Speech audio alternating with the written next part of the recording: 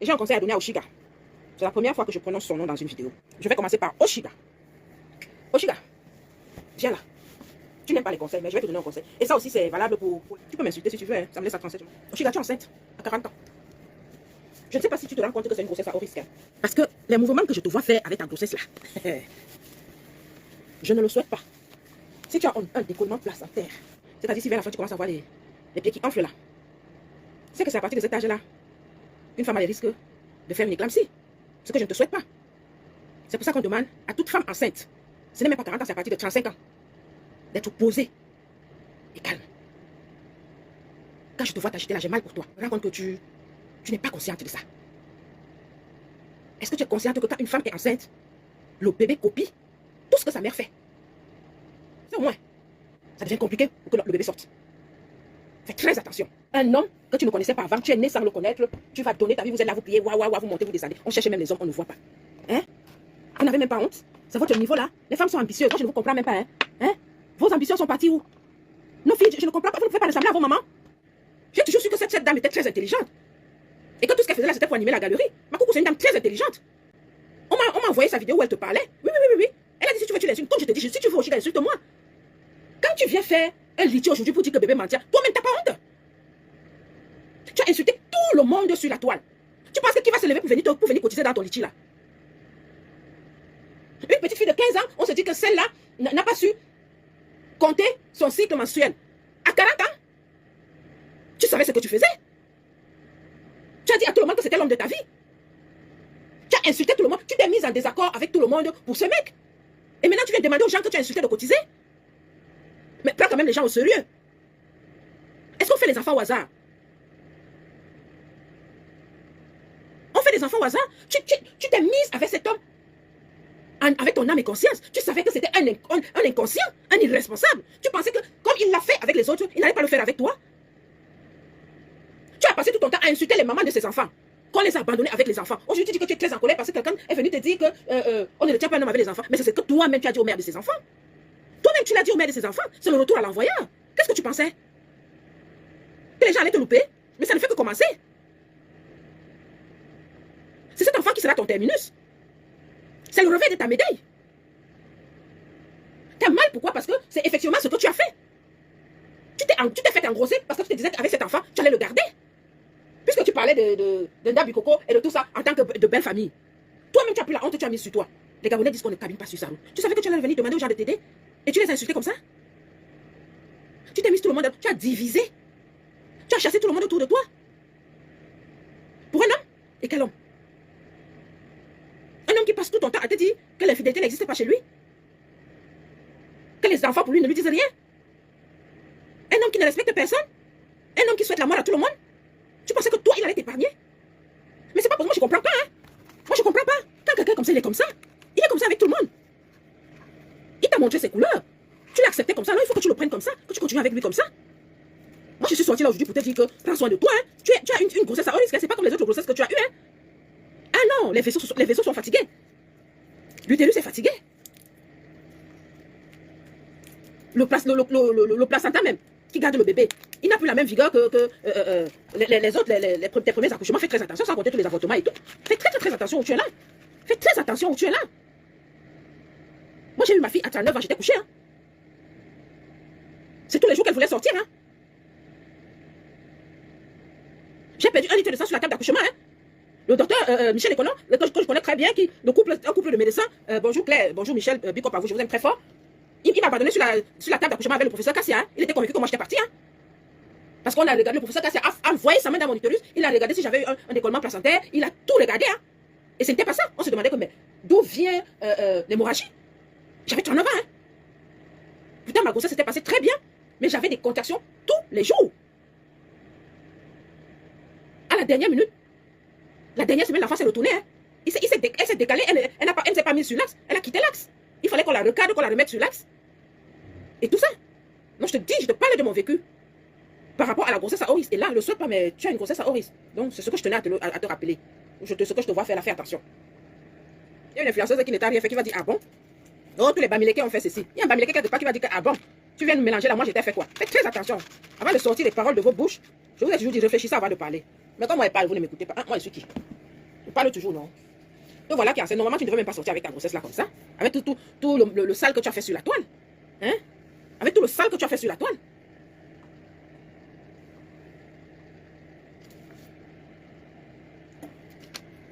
Donc, ça c'était pour toi, Oshiga. Et quand tu es assise, il faut toujours mettre tes pieds en hauteur. Je t'ai déjà dit. Ça prévient toujours à la dernière minute. Les grossesses, oh, c'est comme ça. Tu as 40 ans. C'est plus comme quand tu étais primipaire. Nous sommes là pour donner les conseils à la jeunesse. Donc, vous qui ne voulez pas accoucher là, vous attendez d'avoir un certain âge là. Sachez qu'à partir de 35 ans, ce sont les grossesses à haut risque. Le col de l'utérus devient très, très, très faible. Soyez posés. Voilà. Oshiga, c'est ce que je voulais te dire. Sois posé.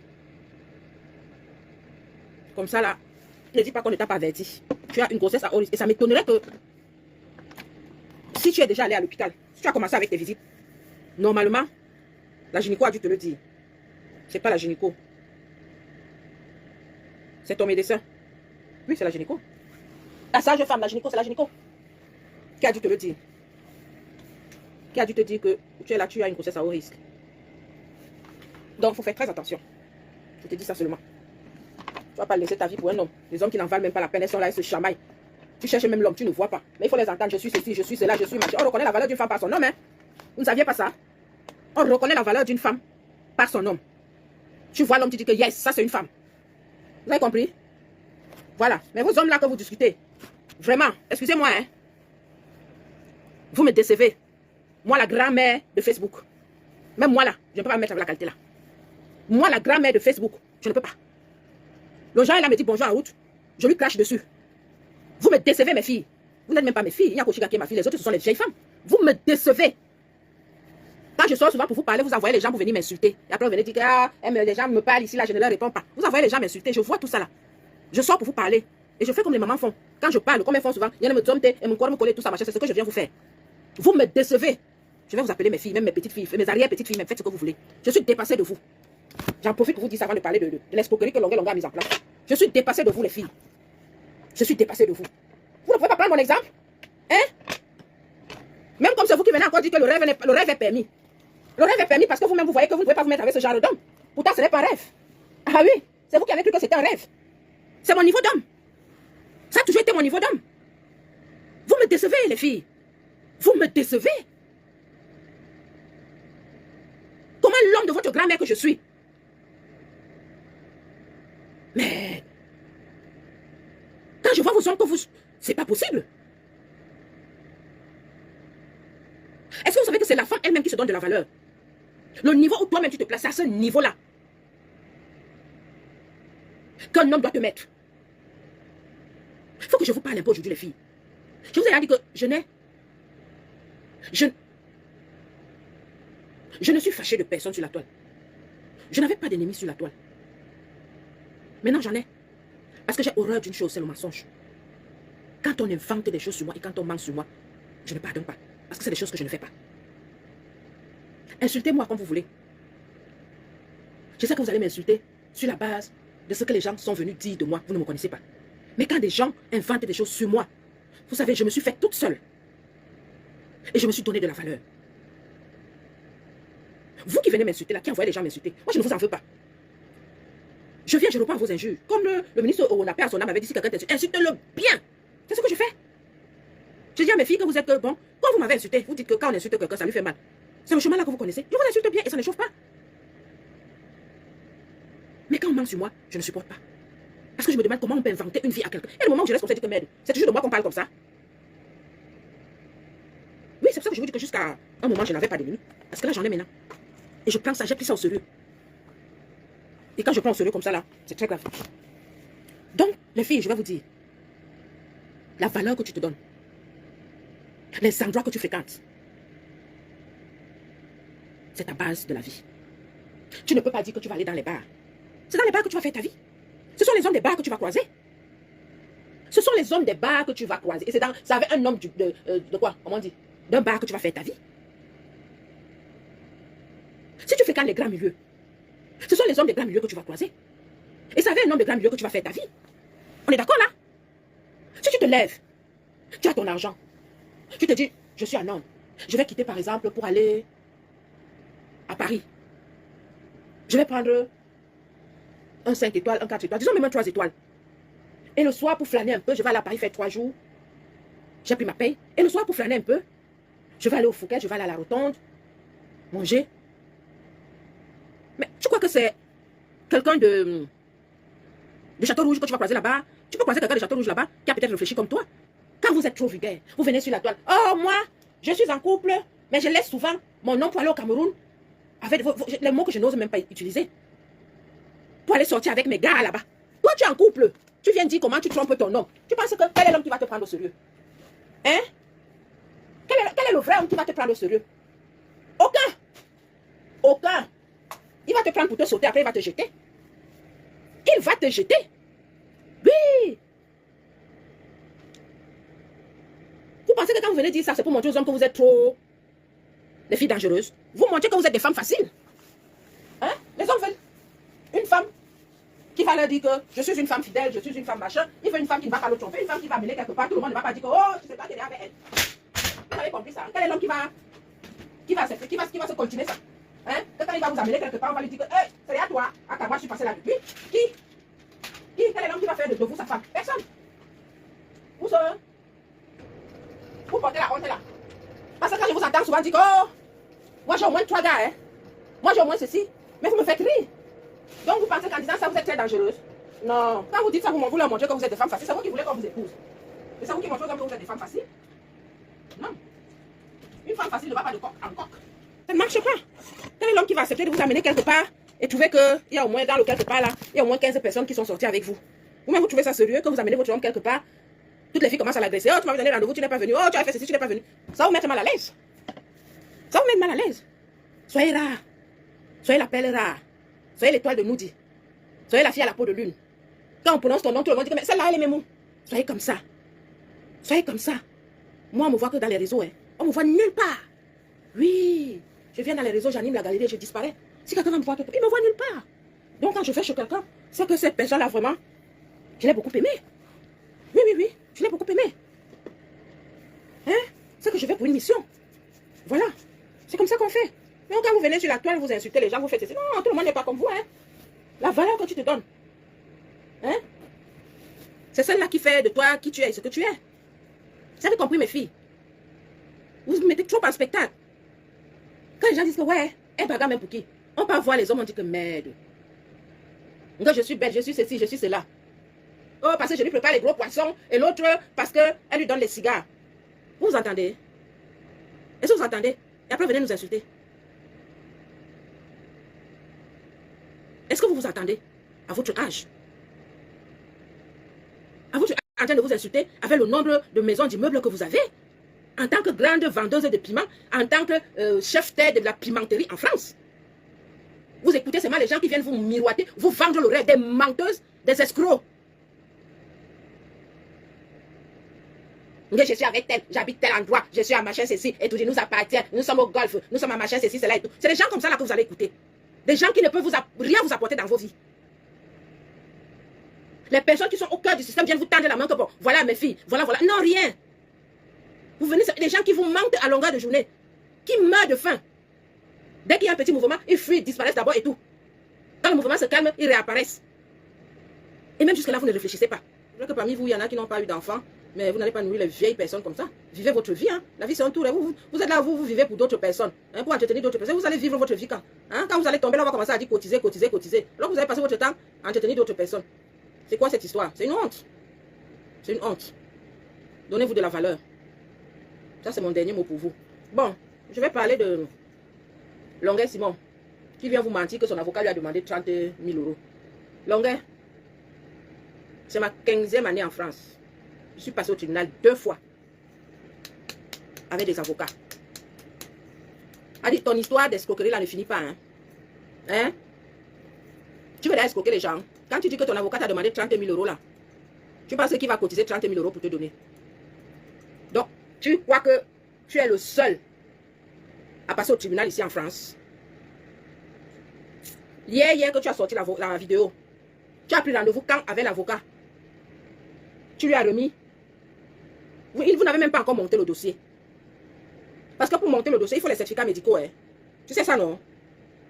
Certificats médicaux avec un un certificat médical d'un médecin légiste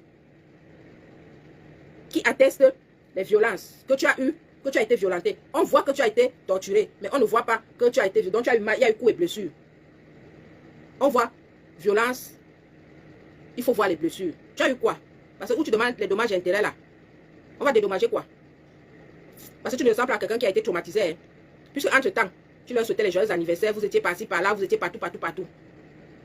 D'accord? Ça, c'est le premier point. Le deuxième point, tu viens mentir que l'avocat t'a demandé d'aller au Cameroun. Il t'a demandé d'aller au Cameroun quand? Il n'a même pas encore ouvert le dossier. Tu ne l'as même pas encore rencontré parce que tu prends d'abord rendez-vous avec l'avocat pour qu'il te reçoive, pour que tu lui parles de ton problème. Tu pars, il reste réfléchir sur ton problème. Tu reviens le jour où tu as donné rendez-vous afin que vous montiez le dossier. C'est comme ça que ça se passe ici en France. Maintenant, quand vous allez monter le dossier, il va te dire, tu m'apportes ceci, cela, comme ça, comme ça, comme ça, comme ça, comme ça là. Les documents qu'il va te demander. Ça, c'est encore sur au moins 1 mois. Quand tu vas ramener les documents, déjà, tu es sans papier. Si tu as fait une demande d'asile, ce document-là te donne droit à un avocat commis d'office. C'est-à-dire un avocat que l'État va payer. Donc, tu ne vas même pas débourser 1 centime. Oui. Parce que les mensonges que tu viens vomir sur la toile là, nous sommes là pour dire aux gens que tu mens. C'est une sorte d'escroquerie que tu es encore venu établir là. Comme tu vois que les gens font les litiges, on leur donne l'argent. Les gens font les PayPal, on leur donne l'argent. Tu viens, tu veux. Personne ne va cotiser. Tu as compris? Personne ne va cotiser. Un gros mensonge que tu viens sortir. Donc, voilà. Et maintenant, si c'est un cabinet d'avocats privé, quand tu vas revenir au deuxième rendez-vous, vous allez monter le dossier. Il va l'introduire. L'histoire que tu dis que l'avocat a demandé que vous alliez au Cameroun, c'est pour faire quoi au Cameroun? Vous irez faire quoi au Cameroun, l'avocat et toi? Puisqu'il y a une vidéo qui montre que tu as été torturé. L'avocat va aller faire quoi? Voir l'endroit où tu as été torturé ou bien il va aller faire quoi au Cameroun avec toi? Je te dis, moi je suis passé ici, là, au tribunal 2 fois. Pour mon divorce, suite aux violences conjugales et pour mon héritage. Je n'ai assisté à aucune audience. Aucune. C'est mon avocat qui m'a représenté. Donc, les violences dont tu parles là, tu ne vas même pas passer. Tout est venu me trouver dans ma boîte aux lettres. Le jugement, tous les jugements sont venus me trouver là-bas. Même pour mon héritage, ça m'a trouvé là. C'est après que le notaire m'a appelé pour me dire que madame me dit que vous avez gagné le procès. Pour mon divorce, où j'ai gagné le procès. Même comme je n'ai jamais reçu les dommages, on ne m'a jamais payé pour mes dommages et intérêts. Tout ça est venu me trouver dans ma boîte aux lettres.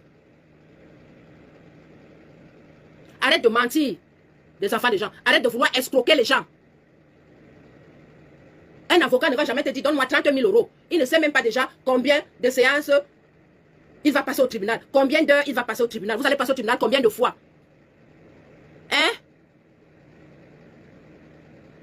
Il va d'abord introduire la demande d'avocat commis d'office de... celui que vous allez passer au tribunal, tu vas payer ses émoluments. La demande d'aide juridictionnelle, voilà. Il envoie ça d'abord au tribunal. Il explique ton cas. La réponse arrive. Soit on t'accorde l'aide par rapport à ton cas, soit on ne te l'accorde pas. Entre-temps, ton affaire passe. Tu ne mettras pas tes pieds là-bas. Il faut souvent arrêter de mentir. Il vous ment. On a demandé 30 000 €. Tu n'as pas honte? Un vieux comme tu avais la calvitie partout, en haut, en bas, partout aux aisselles. Les cheveux blancs partout. Tu n'as pas honte? Toujours en train de vouloir escroquer les gens. S'il y avait un message pour Valsero, la basse. Valsero, je vais d'abord te dire bravo pour avoir tendu la main à Annie Ansoué. Je ne dis pas bravo, parce que moi je ne la connais pas personnellement, mais le geste que tu as fait, c'est un geste à saluer. Vous savez, quand l'un des nôtres est en difficulté, mettons de côté les histoires que tu es du RDPC, je suis du MRC, papa Paul Biya a fait ceci, papa Kamto a fait cela, papa Libya a fait ceci, papa, on les appelle même qui? Maïgari a fait cela, papa Joshua Oshi, c'est qui là. Tous les autres là ont fait ça. On laisse un peu les histoires de partis politiques et de la politique de côté. On essaie un peu de faire comme dans les autres pays. Quand je dis je vais m'adresser à Valsero et à la basse, j'ai lancé un appel hier à Annie Ansoué. Je sais que la basse n'aime pas ça. Mais il faut que la basse m'écoute aujourd'hui. Vous savez, la basse, je lance un appel. Ce n'est pas par rapport aux élections, ce n'est pas par rapport aux histoires de campagne, ce n'est pas par rapport à une personne. Quand on dit un soldat est à terre. C'est ce que je reproche à nous les Camerounais. Mettons de côté nos égos.